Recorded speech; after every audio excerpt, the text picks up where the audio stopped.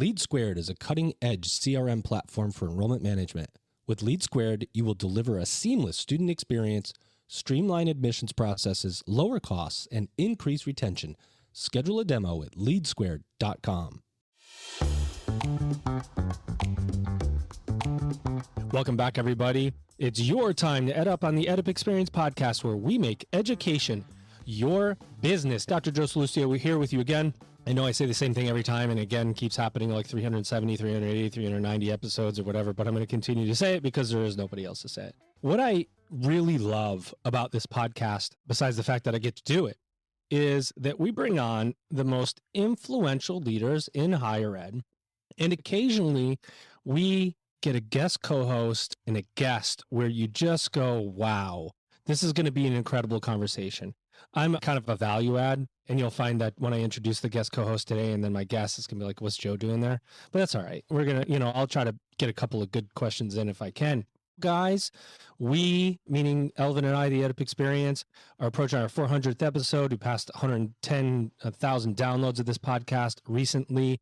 We've just been invited to a multiple higher ed conferences. We're going to be in person. You're going to be able to maybe get on the EdUp Experience if you haven't been yet. Our episodes are scheduled out to September of 2022 now, so it's pretty insane. Thank you for your support. Head to the website, edupexperience.com. Everything is by category. You can listen to presidents. You can listen to ed tech CEOs, blah, blah, blah, blah, blah. You guys, I've said this many times. Anyway, let's get to the meat and potatoes of this conversation. Let me bring in my guest co-host first. You've seen him before. He likes to bring his team from this very small organization he works at and come and take over my podcast. Here he is, ladies and gentlemen. His name is John Farrar, and he's Director of Education at Google. John, thanks for coming to take over the podcast again today. Greetings, Joe. Always good to be here. Thanks for having us on, and congrats on all the success of the show. I will say, I do miss our friend Liz. I'm just wondering, what's the over-under number on how many times you get asked, where's Liz? We miss her. Well, I miss her too. Of course, there's not anybody here that gives me as much stuff as Liz used to by cutting me off or putting me on mute because she wanted to ask questions. So, of course, we miss Liz. And over-under is, if she's doing her thing, she's got her own podcast now, though, John. She is blowing up as usual. Well, we miss her, and congrats to Liz on all her success. But thanks for having us back on, Joe. Excited about our guest today. Just for the record, nobody ever tells me you're coming on, John. They just say, Elvin texts me, he'll text me and just say, John's coming to take over the episode, and I just have to go along with it. That's the way it works around here. But let's get to our guest today. He is doing some amazing work, and you could say that about him, basically everything that he's done. He's recently written a book. When this episode comes out, you probably have watched him most recently on social media like 100 million times by the time this episode actually comes around. Here he is, ladies and gentlemen. He's president at Southern New Hampshire University. His name is Dr. Paul J. Leblanc. Wait, let's keep it going. The audience won't sit down. Who's in control of the sound effects? Paul, what's happening? How are you? I'm great. It's great to be with you guys. Thank you for coming on. Of course, it's an honor to have you here. God, I was telling Elvin, we've been doing this for 2 years. We've had incredible presidents on some very large universities, your counterparts in the higher ed space. And we said, why can't we get Paul on? What's his deal? Where is he at? And then I'm like, is he an untouchable? And then I come to find out that everybody that I know that knows you says you're like the nicest guy in the world. So it just is all about timing. And timing is really important in higher ed. And we're in a time now where institutions, well, let's do a level set. For anybody that hasn't heard of Southern New Hampshire University, it's a small regional college with only a few students. Go on the record, tell us about Southern New Hampshire University, how large you guys are now. Just give us the over. What do you do and how do you do it? We are a small regional college in part because we still have a campus in Manchester, New Hampshire, which many people don't know, by the way. Many people don't know that you have that. Yeah, and there's about 4,000 students when we're not in the middle of the pandemic. And it's a wonderful, bucolic New Hampshire, New England campus. People love it. But we have about 180,000 students online, and that's all 50 states and many countries. And it's every population of students you can imagine. So it's the classic online, the 30-year-old with a couple of kids and a job and needed to go back and complete a degree they started to unlock opportunity. But it's 18% of our students are military, 30,000 students of color. As many are more Native American students than the largest tribal college at this point. And the thing that snuck up on us is there are now 30,000 traditional age students between the ages of 18 and 22, which we've not historically thought about in the online space as much, but they're part of our landscape as well. So we And we do a lot of B2B partnerships with companies like Walmart and Amazon and others. It's the full range of America's college student population. So talk about the sneaking population of the traditional college-age student, 30,000. I mean, that's not, there's colleges right now, as with the competitiveness in higher ed, that would just die to have 30,000 students. How does that sneak up on you, and why do you think that happened? Is it just the demand for online learning? Was it over the last couple of years due to coronavirus? Was the trend happening before that?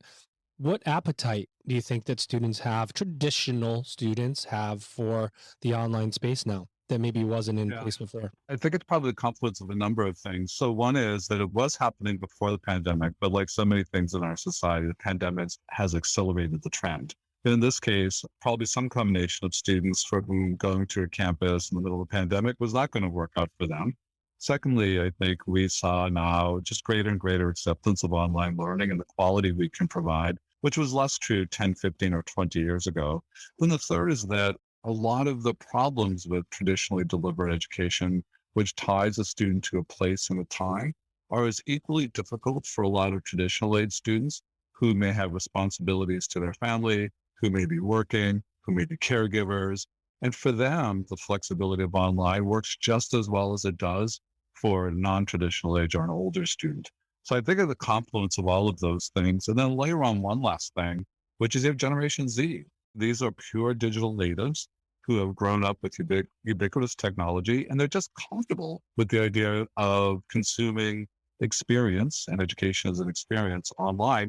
And they do it all the time. So all of those factors coming together, I suspect. Yeah, I think you're right. And there's a lot in there. And John, I'll pass it to you, but I want to ask one more thing. And that's around, I don't know, how do I put it? It's around service to the student, right? If you put the student at the center of everything, things work themselves out. Simultaneously, though, we as higher ed administrators and people who work in higher ed, it's easy to layer on bureaucracies. This committee or that committee, and as things grow, you need another department for this and another department for that. And it's like the student moves further and further away from, I don't know, either the person that makes the decision or the speed at which somebody can make a decision. How do you keep Southern New Hampshire University flexible and fast to service students when knowing that complexity of higher ed has to be managed? Because it's really easy. I don't know if it's complacency or if it's just we really like to add stuff. Like higher ed administrators like to add stuff, committees for everything. And how do you keep solvent or fluid? Maybe the better question. We wrestle with that today now, actually, because as we've grown in complexity and there's just more moving parts to this big machine, right? Which at the sides is a big organization. You just get you do get more silos and the spans of control narrow. So in the old days where I might be responsible for 3, 4, 5, 6, each of those functions is now so big, I have to get more specialized. But the result of that is when we want to create a program in the past, we might have had 3, 4, 5 gates you would have to pass through. We could launch a new program in 6 to 8 months. Today, there are many more gates because of that sort of question, that process sort of complexity, and now it takes longer. So we actually have a concerted effort right now to sort of really address our bureaucracy and try to get back a little bit of the agility I fear that we have lost with our growth and our scale. I think the other thing that happens, and you've pointed to this, but not-for-profits are just less disciplined by and large around where we add people. And I think the for-profit sector with this constant pressure on their bottom line tends to be much more parsimonious with approving of new positions, a lot more careful. I know it probably doesn't feel that way to a lot of not-for-profit people who feel like, wait a minute, I'm always under-resourced. But the question we're asking ourselves is, are you under-resourced because you're spending all your time doing the work that matters to students and really moves the dial on their success? Or are we spending a lot of our time on work that really isn't directly supporting students? And that's the exercise we're in the middle of right now, to be honest with you, John. John, before you go, I'd want to say you're so right. Because I spent 15 years in for-profit ed, and every time I had to go hire somebody, I had to provide like an ROI, how many enrollments I would get as a result of this person, what the ROI was. What happens if I don't hit the enrollments? What are we going to do? Riff? All right. It's like I had to have this just detailed plan, just add one person. It was so tedious, but it does train your mind a little bit on preparation. I think that large schools, Southern New Hampshire and others, learned from that model. There are folks that you have within your organization that bring that business sense, I think. Yeah, I think that's true. Remember, and the flip side of that is that I think when you do scaled organizations that get really focused on efficiency and standardization, one of the things that there's a lot of pressure on is efficiency and not cutting down on humans' time. And for the students we want to serve, you can't shortchange time. In fact, one of the things that I have a book that's coming out in August, the second book, because I have no social life from the pandemic. But that book is really looking at this question of how do you do human-centered work at scale? And the danger of the for-profit sector has been sometimes the desire to flush out as much human interaction because that's the expensive stuff. And there's a line you can cross where students are no longer getting the kinds of support they need. So for us, it's a question of making sure we're continuing to be really focused on human resources where they're impactful and make a difference in the life of students, and letting technology and other processes and systems take care of the stuff where it's not important to have a person. And I think getting back like that is the core calibration that we all have to work on. Amazing. Great point. John.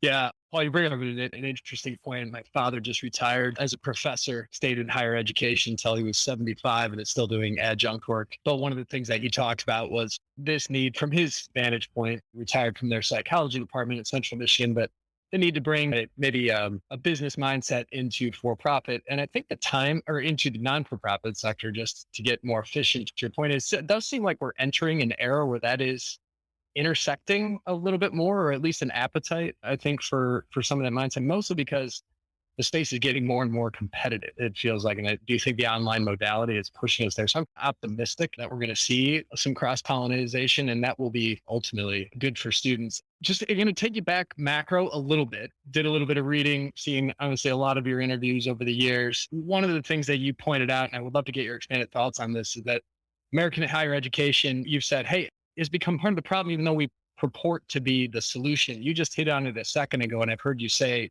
before, time is a privilege, and I think that points to our construct. Can you expand on that a little bit, and maybe how you feel like, all right, maybe American education, higher education has become part of the problem, but how it could be and should be the solution going forward, again, around that, the idea of time and the construct where we've married ourselves to with this infrastructure right now? Yeah, when I was writing the book, so I'll start with the part of the problem versus part of the solution. I'm at least schmaltzy about the American dream because I had that experience. We were immigrants. I was 3 years old. We came from the Maritimes of Canada, what I would call kind of French Appalachia, hard scrabble, kind of, subsistence level farming village. The folks had 8th grade educations, and I was the only one in my family to go to college. My 4 older siblings didn't have that opportunity. So access to, high quality, affordable higher education changed the whole trajectory of my life. And I look at my 2 daughters. My mom worked in a factory till she was in her 70s. My dad was a day laborer. I look at my daughter's lives from my parents' lives. What was the one thing how do you connect those dots? It was higher education. And for kids who grew up in my very working class neighborhood, we would probably call the working poor if I were to give it a label. For those of us who managed to get out and dream bigger dreams for ourselves, it was higher education. And what I fear is today that a young immigrant kid whose parents have hourly wage jobs, if that kid's from the Dominican Republic or from Central America or from any number of other places, will that same opportunity be available to him or her? And I don't think it is. I think the American dream, fueled by higher ed, I still believe deeply that we're the greatest engine of economic mobility when we are doing our job well and right. I just think it's increasingly out of the reach. And you see that in the $1.7 trillion of student debt. If you see the cost of education, how much out of the reach, and the ways in which we fail too many people. And failure can be certainly the burdens financially placed on families and students, but it can also be the 45% of students who won't finish. Or it can be the students who have credentials that don't have any demand in the labor market. It's just a lot of ways in which I think higher ed's broken. And I think probably the most important way that it's broken, and I talk about this in my book, and I open with the first chapter about this, is that time is a privilege that low-income people, they don't have much of it and they don't control it very well. So if you think about it, everything takes longer if you're poor. If you don't have a washer dryer in your apartment, it just takes longer to have clean clothes, something you and I just take for granted. I literally walk down the hall on my way to grab a cup of coffee and I can throw a load of laundry in. That's very different than if I have to make my way on the city bus to a local laundromat and spend my time there while trying to take care of my kid. If I don't have a car in much of America, it just takes longer to have groceries in my fridge to feed my family and myself. If I don't have a healthy employer medical insurance, It takes longer for me to get the most basic dental and healthcare, if I have dental care at all. So, and then we tie people who can most benefit from higher education to being at a class schedule, at a place, at a certain time of day. So I'll stop with this story, but I opened the book with the story of a woman called Miriam, who I met in Boston, who was a single mother from Roxbury, the poorest neighborhood in Boston. The Federal Reserve Bank of Boston reported a couple of years ago that the net worth of African Americans in Boston was $8. And the Boston Globe the next day had to do a front page story saying that wasn't a typo. That's the level of resources, right? A daughter who was 7 years old at the time, and I met her, who had chronic respiratory problems. And if you looked at Marion's transcripts from the two local community colleges, which is not an indictment of the community colleges, but she was just, it was just F's and W's. And what was happening when I asked her about this, because it looked like somebody who wasn't ready or appropriate for college. But what was happening is that every time a little girl got sick, she'd miss class for a week. And she'd fall behind, she'd miss exams, she'd miss assignments, and she could never catch up. And if it was early enough in the semester and she could take the withdrawals, she'd do that. If it was too late, she'd have to take the F. And all of that time, she's burning up her total Pell Grant eligibility. So she's going to have less and less money available to her for when her life gets better. When we put her in a competency-based, a non-time-based program where she set the pace, she could pause every time her little girl got sick. And she said to me, what I love about this is on the calendar. I set the schedule. And you know what? She raced her way to an associate's degree. She's on her way to a bachelor's degree today. And the problem wasn't that she wasn't the right fit. She wasn't the right person for higher ed. It wasn't, we didn't have higher ed that was right for her.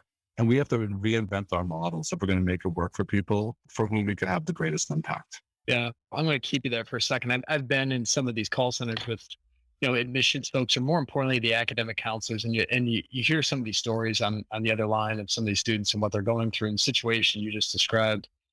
45% of students don't complete. And I was just wondering, has the modality now come to a place where we should be able to, maybe there's a time when brick and mortar constraints precluded us from doing that, but it seems like now we have the innovators in the space now to help in that situation. It just seems like there's an opportunity to grow the American dream and grow the category, I think, as a result, to help more people. Yeah, I think you're absolutely right. So here's what we know is that starting in 1980, we were very focused on college completion, right? Before that, it was all about access, how to get more people access. And then we looked up one day as a society and said, you know what? We have a lot of people in the system who don't finish. Like, we have a completion issue here. And Complete College America, all of these various programs, tons of resources and efforts going into completion, remedial education, we're going to get people better prepared, et cetera, et cetera. When we look at the results of that 4 decades later, we actually increased completion significantly for, guess, the top quartile of income. We did a pretty significant impact on the second quartile. We moved the third, but not nearly as much. The gains weren't as good. And we barely moved the dial on the bottom quartile. So this is absolutely tied to poverty. And I think what we know, to your point about, we know a lot more, there's more available to us to help fix us. I think there are a number of things we can do around reinventing the system of higher ed. And that's what that book is. It came out in October. But I also think we have to address the real challenges around poverty that are only going to be addressed holistically. And we had to get comfortable with that and get into the messiness of that. When we distributed HERS Act or CARES Act money during the pandemic, we had millions of dollars because of our size. The number one request for emergency aid was food insecurity. Second behind that, housing insecurity. Technology and pedagogy will not fix those things. For that population, we have to have holistic solutions that take the best of technology to superpower the human interactions and then the supports that are needed around those students. We work with some of the most challenged students in the world in refugee camps in Africa and the Middle East. And our model that has worked incredibly well there is you have to have a hybrid model that delivers the education and can really lower the cost of delivery. We could talk about how to do that, but then it has to be in conjunction with wraparound supports that allow to give people what they need. And what they need can be very practical. Like, I just need access to a computer and bam. During the pandemic, we found many of our students of color were on at 2 and 3 in the morning. What's going on with that? Like, I know, especially our younger students from campus stay up late, but what was happening is what we found out is they're in a crowded apartment where there isn't any quiet time or space. There's one computer that the family shares. The younger siblings are on it. So when is it available? And when is it finally a good time to work? At 2 or 3 in the morning. So we have to do the transactional, but the other thing can be, we have partnerships where they offer food. Can't study. You can't be smart if you're hungry. And then in some cases, it's existential. It's that there's someone there who's like, John, good to see you. How's it going? And you're like, oh, I don't know if I can do this. And they're just there cajoling and supporting, encouraging you. No, you bring up a good point. And again, psychologists, parents, look, if we can't address the hierarchy of needs, it's not first. How can we expect people to be successful? And going back to your original point, it goes back to like time. Basically, you're now describing another time challenge on top of the food challenge. There's an existential challenge that I read about in this book that I'm just finishing up. And it really is, we have to deal with poverty of finance, but we have to deal with poverty of aspiration. And for a lot of people who have internalized the state in which they live, you really have, the opening chapter of that new book is called Mattering. Like, how do we help people understand that they matter? Do they feel like they matter to us? The second chapter in that book is about lifting people's sights. How do you build hope? How do you give them how do you help them dream better dreams for themselves? And then the third is really about knowing their story. And it's actually plural. It's knowing their stories. We can never know somebody by putting them in a customer segment or a consumer segment. All right. We have to understand them and all the complexity of their lives if we're actually going to serve them. That's the part that gets you into the questions of human support. And again, it sounds like I am prioritizing the human interaction because I think you only get at this stuff through relationships, but it's the ability of us to use technology and data and systems to amplify and supercharge those human reactions and relationships as opposed to replacing them. LeadSquared isn't only an enrollment CRM. It's a technology that will allow you to optimize your entire front-end student lifecycle by providing decision makers with real-time customizable dashboards. Forecasting, measuring, and optimizing for key activities will increase retention and revenue, and LeadSquared will lower technology costs simultaneously. Not only can LeadSquared align with existing admissions processes, but the technology will also help you innovate beyond what you thought was possible. The ability to access data on your phone will keep you connected, and when you add in the world-class customer service, LeadSquared transcends being a technology. It's an experience. Check them out at leadsquared.com. Yeah, I'll ask my last question on this since you went there, Paul. It'll be somewhat technology related, and then I'll give it back to Joe. But you hit on this idea of what can the technology companies like ours do to help universities like yours that are trying to make sure that students feel like they matter? I've heard you talk about and give medical examples on the difference that a patient-doctor relationship has. If they just spend 10 to 15 minutes getting to know each other, the standard of care goes up. And obviously the analogy to education makes a lot of sense. There's a parallel there that's quite obvious. What do you think we can do from a technology standpoint to assist that effort? I'm asking maybe on behalf of Silicon Valley. How can we assist there? Yeah, it's so many ways and it's so powerful. So on one level, and the things we do today is really powerful data analytics that allow us to understand where the student is at any given moment. So we're monitoring every student we have enrolled with us 24/7. We're doing predictive analytics on their success and risk factors. We're looking to see, oh, wait a minute, Joe sort of didn't perform on that exam as well as we thought he might. We're going to prompt that advisor to make a call tomorrow. I'm going to appeal that. And so today we have, I think, over 70, 80 data analysts who are just watching the work. And what they're doing because of that is able to arm our advisors, who are really life coaches in many ways, with much richer information and knowledge for when they're in that conversation with the student. We don't wait for somebody to get in trouble. We're proactively reaching out to them at the first signs of struggle so that we can get them the resources and supports they need. On another level, I think we're in conversations with Google about this now. How can we harness technologies that allow us to know our students far better than we know them today? So much of the admissions process across our industry is really about, for much of higher ed, are we willing to take you? Now, we're an open admissions organization, as much of online is. And in our case, it's what are the key things we can know about you to see if we can serve you better?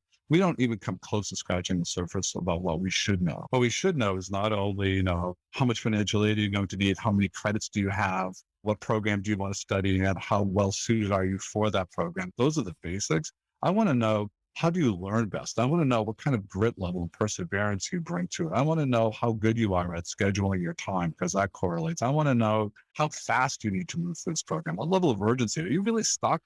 Are you feeling that? Do you have opportunities at work? I want to know what skills you bring with you. I want to know if we can, in a much more powerful way, using machine learning, harness your PLA processes so that I can get you closer to the finish line and get you through faster, because most of our students are feeling urgency. So I think we can use technology still today in ways that we haven't. And I talked about knowing where the most impactful human interactions are. A lot of our students don't want to talk to a person for a lot of their stuff, right? It's like, I just need to know about my bill. Can you give me a chatbot? We've seen places like Georgia State do really good work, on the other hand, using technology to help students navigate complicated processes like the FAFSA verification with real impact on people's persistence. So we want to think about technology there.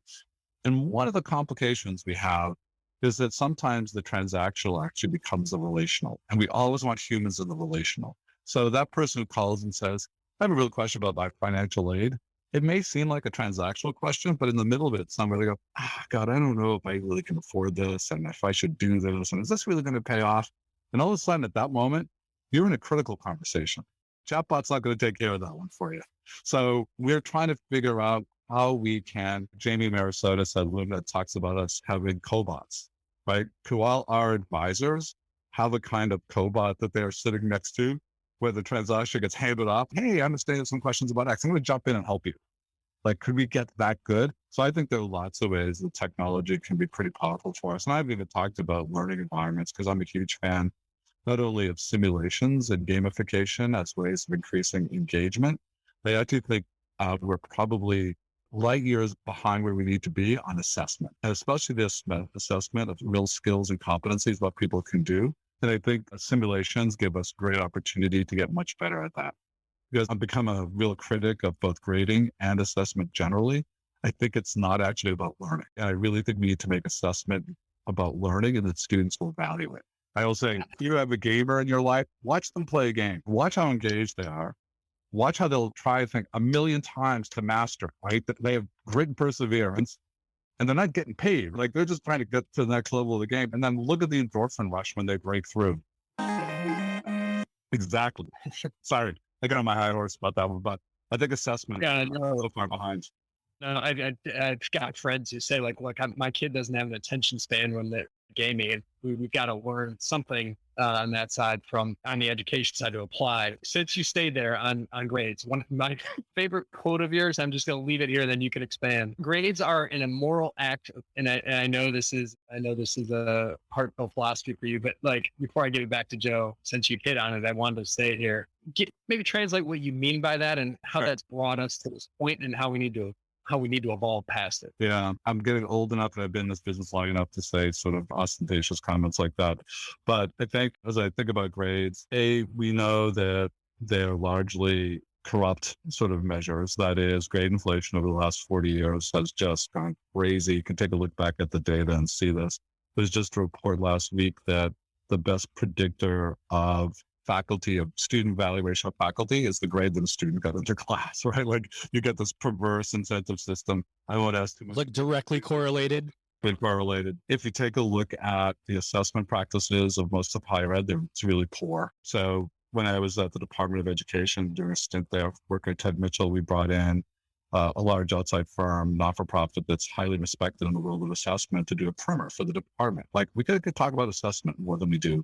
And their bottom line was the state of assessment. If you take a look at the science of assessment, reliability, validity, et cetera, in higher education, it's somewhere between awful and dismal. It's that bad, right? If you think about, most faculty are not trained in good assessment practices, for example. You take all of that, and then also know that we tie it to time. It's a snapshot of what you theoretically know. Students cram, how much do they retain 3 days later? And we know from the work of Bloom that if you've read Todd Rose's The End of Average, a terrific book that I highly recommend, he cites Bloom's work. They know if you simply extend the semester 3 to 4 weeks, you'll see the whole grade curve go to the right. So why is that snapshot at the end of week 14 actually meaningful? So I look at grades and think, and students don't look at grades. Like, I look at the questions of academic integrity and cheating. I sit on the board CHAG, and they get caught up in that discourse all the time. But take a look at the pressure we put on students to say, we don't actually measure real, genuine. What we're going to do is measure this thing called a grade, your performance on an individual assessment. And everything rides on that. Your GPA, your ability to go to grad school, your transcript, your federal financial aid if you go too low, like all of those things. So there's enormous pressure on students to not actually think too much about the learning. It's, what do I need to do to get a good grade, especially during a pandemic?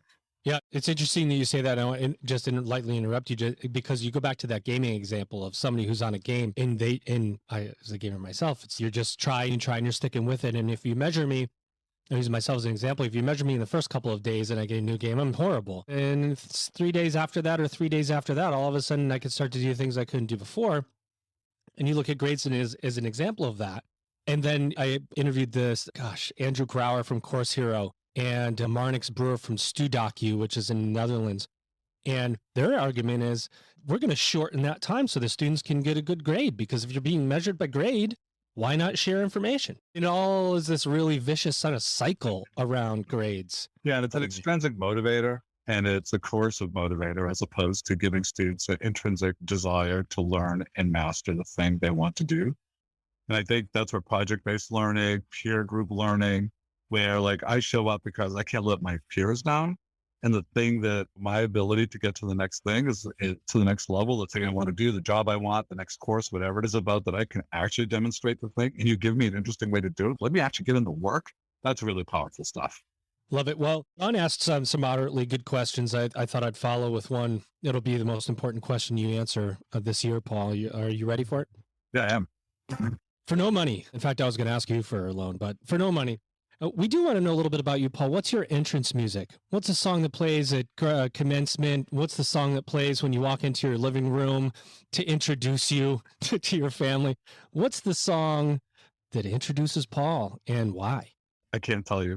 It's too embarrassing. But we only do embarrassing on the EdUp Experience podcast. I can tell you stories about myself or John. I don't I can make a slight distinction between your entrance song or your walk-up song versus your psych song. So this is the kind of psych song. So it's going to sound only I'll share with you because I shared it in one other podcast, and the host, who's a young guy, Gen Z, just fell off his chair laughing at me. Like an old aging white guy with gray hair, but it's Nelly's I'm Number One. Hey, I kind of dig that. I kind of dig that. Why do you pick that? It's just a big multiple lights. The song that Ty Law sang on the duck boats when the Patriots finally won the Super Bowl. It's just a brash kind of like, we want to get psyched, like, we're not playing to be number two, we're playing to be number one. It appeals to my competitive nature, which I should admit to. Yeah, allow me to reduce your overall embarrassment with selecting that song by giving you mine, because I was just asked this on a previous episode. I gave two, but I'll give this one, which is Kickstart My Heart by Motley Crue, for the exact same reasons. Because I feel like this is finally the time where higher ed can go like just a bit faster. And if we got a good theme song like Kickstart My Heart behind us, we're going to get there. John, what about you, man? What are they playing at Google these days to introduce you? I'm going to zag here while you guys are zigging. I'm a huge Chicago fan, and I've always been a fan of Sinatra's My Kind of Town. So it always puts me in a good mood. I think about the skyline where I've spent, a good chunk of my career in my life. Yeah. I don't know if it's a walk-up song as much as it is just one that I always lifts me up a little bit. Paul and I are going to get in the Lambo while you take a sedan. Paul, let's talk about technology a little bit more, since John brought it up. And this is a question that I think many of us have. Schools like Southern New Hampshire were anomalies and are anomalies. You look at this size. For the most of us that work in higher education, maybe you're at a 10,000 student school, maybe you're at a 50,000 student school, maybe you're at a 5,000 student school, 180,000, different story. And what we do, and what many of us, when we have conversations, and there's a question, how does Southern New Hampshire become Southern New Hampshire University? Did you just go out and buy all the technologies and you just ramrodded technology in and you had just tremendous resources? So you are always here's a question, but you're always iterating through the next newest technology to give you that next layer of data. Are you beyond? Are you moving faster than the technology is at some point to where your resources are such that you can go out and get that little piece of tech that exists now and integrate it, or you're integrating lots of little things because the big things are already there foundationally? Yeah, I do. We spent tens of millions on our tech stack over the last few years because it needed there are these inflection points or step functions within any organization's growth. And we had hit that a few years ago and brought in Leblanc, who was the managing partner for global technology for BCG. Tom did a great job for us. But we've been moving through that. I think our struggle has been the degree to which in this highly regulated industry, we still have legacy systems that have to be responsive to, if you think about SISs and financial aid processing, et cetera, they're not flexible in the ways that we would love to see. And they're still tied to the credit hour because that's how all of everything from satisfactory academic progress to definitions of a term, definition of academic year, definition of credit, it's all sort of tied back to these regulatory notions that are key to the credit hour. And I have to acknowledge Amy Lighton at the New America Foundation. She has a great piece called Cracking the Credit Hour that is the basis for a lot of my thinking on this. But so where we're at now today is we feel like we are up to date. We're in the midst of doing a big SIS implementation, but that's moving along. But I think we had a lot of conversation about what the next gen tech stack looks like and how we can move away from some of these constraints that are so much built in. So I think if we look at LMSs, they're still largely reflective of a course structure and the centrality of the course and the centrality of the faculty member. What would a learning environment look like that had students at its center with all of the ways that students can learn so that you're not constrained by that? So we're asking those questions. And I think when we look at data and we look at what we can know about our students, how do we build an underlying data architecture that can support all of the ways that we want student experience to be driven and served, but in a very integrated way? So if you look at where we see some of our lowest net promoter scores, which are really high, but among the things where we get dinged is when they have to move from environment to environment. So even with APIs and the ability to do portals, you still are dumping students into different interfaces and environments. And It's like garbage in, garbage out. The data is only good as the data you move, right? yeah, so I think we are ready for the next iteration of technology and really want to be a voice in helping shape that to the extent that we can, just based on the the large number of students with whom we work. And we do a lot of work with Google on this, among others. Yeah, that's an important piece for us. John, you want to add anything to that? I don't know if it's going to be somewhat related, but I want to go back to, I think it'd be remiss not to get, I guess, the technology play and how it relates to competency-based learning, which I know is a hot point for you. I think in your book, you write that 96% of provosts think that students are ready for the workforce, while only 11% of employers think that same thing. And I guess I'm wondering specifically how you're seeing the evolution of micro credentials, and is there a future for employers in higher ed to start to come together to incorporate the hard skills that the marketplace is saying they're wanting and surrounding them with the soft skills that I think are the success skills that I think higher ed provides? We're starting to see some of ours certainly work its way in, but I know Amazon, Facebook, others are working on credentials too. How do you see that coming together and reconciling that stat that you referenced in so many places? Yeah, and that infamous, I think it was a Gallup survey at the time. We could spend a lot of time unpacking that, but it is a yawning chasm between what the workforce thinks they're seeing from graduates and what higher ed leaders often think they're producing. So I think there's sort of tired binaries that are falling away with the pandemic. I think we're going to quickly move out of them. So one was online versus face-to-face. I just think we're going to see a future that's fluid, where students get to sort of move across modalities based on what's best for them on any given day or moment. It's going to take a while for us to get there. It's hard to do, but I think we will do that. And we saw that to some extent in the pandemic. In a kludgy way. Oh, we're shifting to remote. We're shifting back to class. They were doing that. But I think we'll see more and more of that. To get to your point, I think we will see much less of this sort of knowledge versus skills. You need both. IBM talks about T-shaped employees. You need to be deep enough to land that first job and be ready. So the employer says, yeah, I'm getting people that are actually skilled. You need to be broad enough to live in a world where you're going to be reskilling every 3 years. Even if you don't change your job's going to change out from under you. So I think that's an old one. It's interesting to use hard skills because I actually think the skills that we now look under hard are easy in relative to the ones that we call soft, which are really hard. Like understanding the mysteries of human relationships, that's friggin' hard.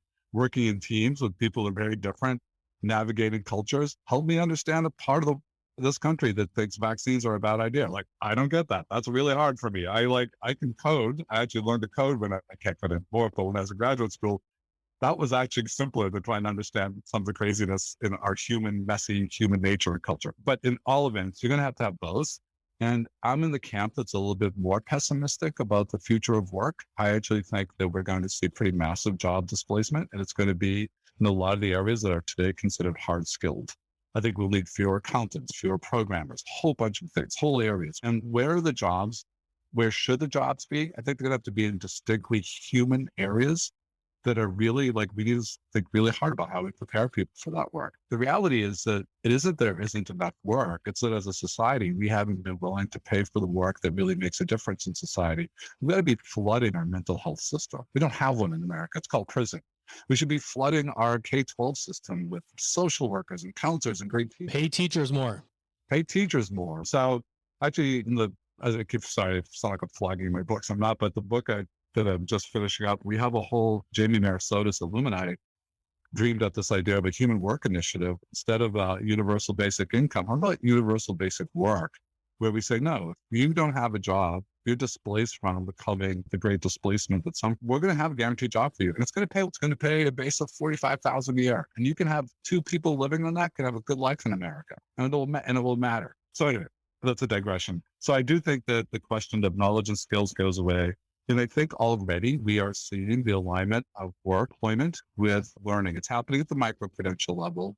It's happening through entities like Guild. Full disclosure, I'm on their advisory board. We have a big partnerships with Amazon, big partnerships with Walmart, others. That's all about alignment. And in fact, I think one of the things we might finally get to see is this notion I've had for a long time that in the future, accreditation won't go away, but employers may be our accreditors of choice. In other words, if you think of accreditation as a quality mechanism, we may say, look at the best judge, or people who could best judge the quality of our graduates, the people who actually will write a paycheck to them, who will put money on the table. So I think that's happening already, John. I think the movement into micro-credentials, like all of our research shows us that there's enormous demand from people who will not go back to retail, who will not go back to hospitality, won't go back to working at a restaurant, but they can't afford the luxury of a 2 or 4 year degree. They want a short-term credential, 3, 6, 9 months. They want it to be affordable.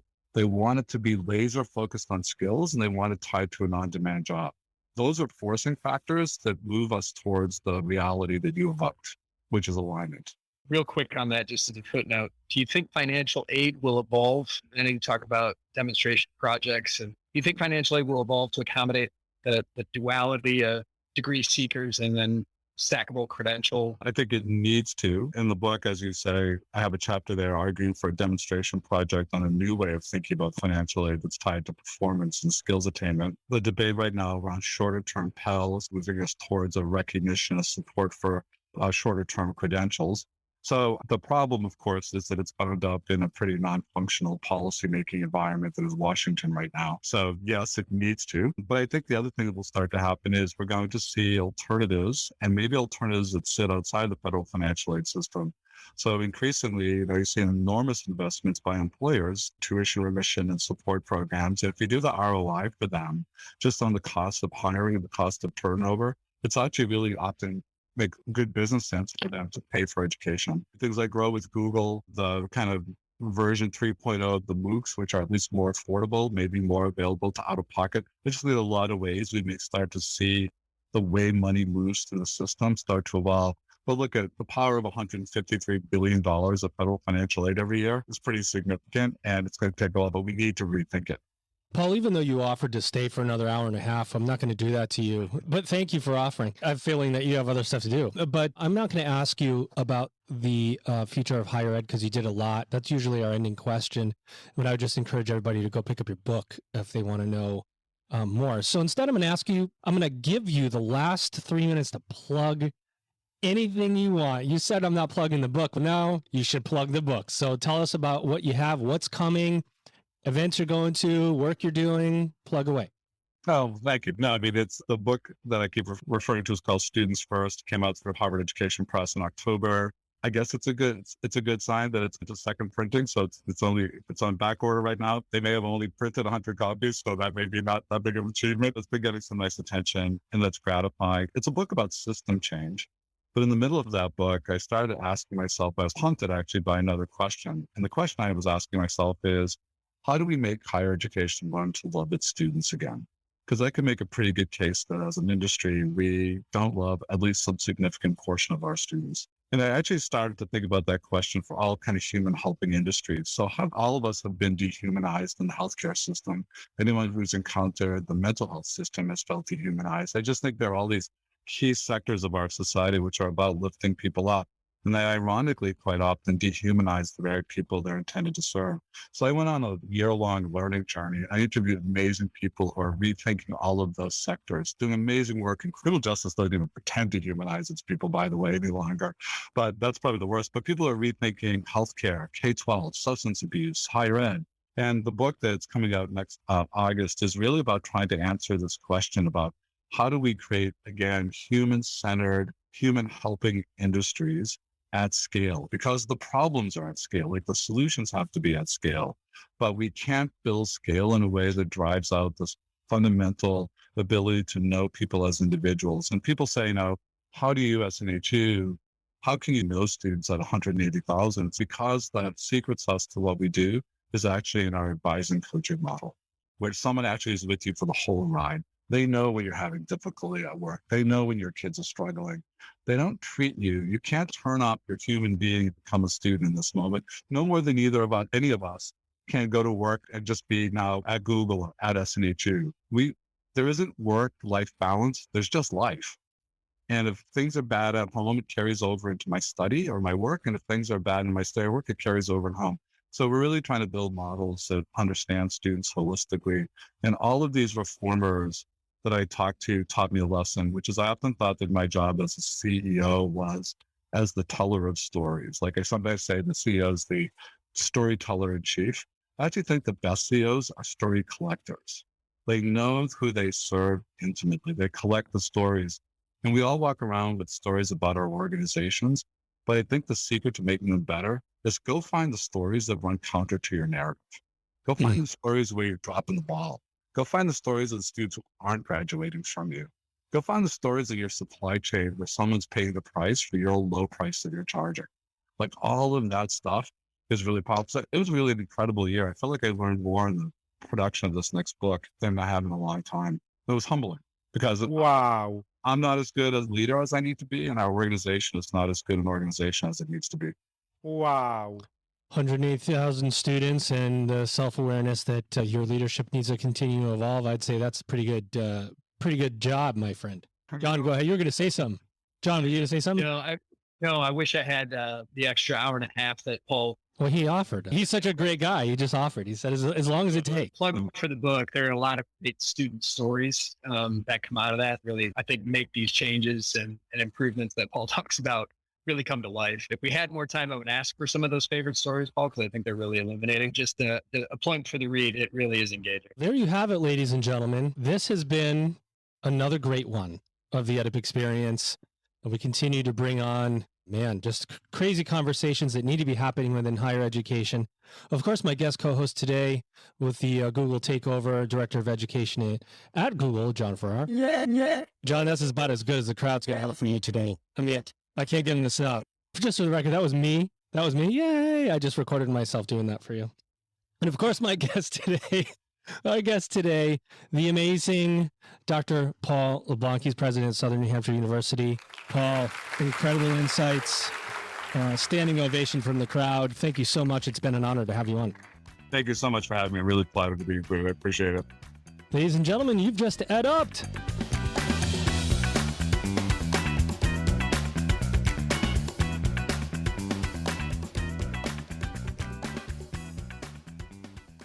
The LeadSquared integrated CRM functionality will put your institution at the front end of marketing and enrollment strategy by delivering a streamlined admissions process.